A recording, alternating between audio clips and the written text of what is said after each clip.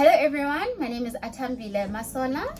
My name is Xolisa Guzula. And we wrote this wonderful book, yes, if I may say so myself, Together Apart. The story of living in apartheid.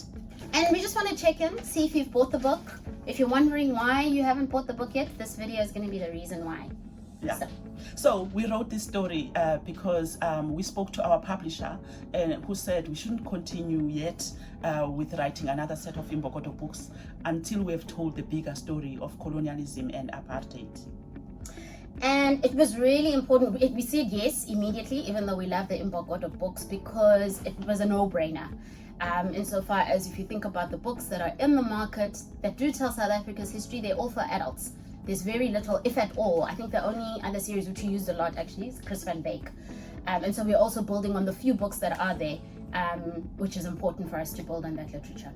So to tell this story, we thought about using the story of an elder, umakhulu, because in African tradition, it was important to have an elder telling the story to a group of children sitting around the fire and telling this history story that we want. Of course, we are not living around fires anymore, so the umakhulu has her own house where children come. And doing that was really helpful with some of the challenging aspects of the book, because you're trying to explain something very complex to children, and so having a character such as umakhulu who has lived, and you'll see in the comic strips, it's kind of everyday lived questions that these children can ask umakhulu, and then she's like, oh, let me tell you what apartheid did to that, and then the story unfolds from that. So that was really helpful in dealing with some of these challenging aspects. And the biggest one, I think, was trying to organize the book chronologically, but also having very everyday things in relation to like these big political things that were happening during apartheid.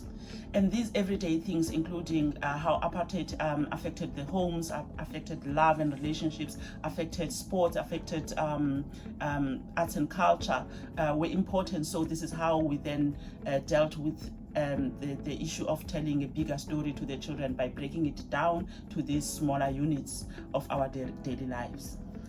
And with that, as I said, there's this tension with apartheid being like these big political moments, very tragic moments as well.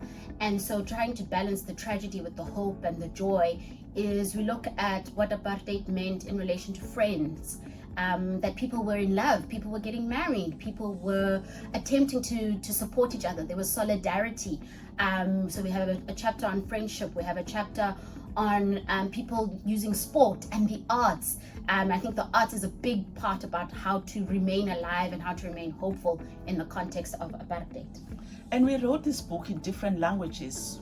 For us, it's important that every child has access to a book in a language that they understand, and that we can tell history in our own languages. And I think this is a very important aspect of what the education department is trying to do now. Mm-hmm. So we look forward to having more chats with you. Invite us to your schools, invite us to your reading clubs, invite us to your bookshops.